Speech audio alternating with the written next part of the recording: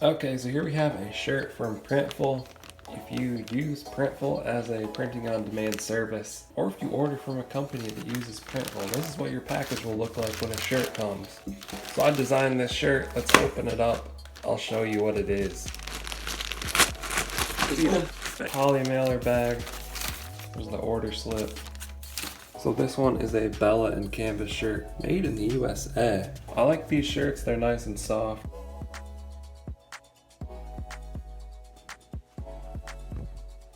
This is the 1837 design when Michigan was founded. I designed this shirt and it's available at puremitigan.com. I have a few other Printful videos and tutorials on my channel. If you want to learn how to use Printful for print on demand, they have tons of products. Shirts, backpacks, leggings, all this stuff. It's super easy to do. There's videos on my channel to learn how you can make cool stuff like this easily. That's it. Like and subscribe. Peace. Okay. Don't blame your problems on the past.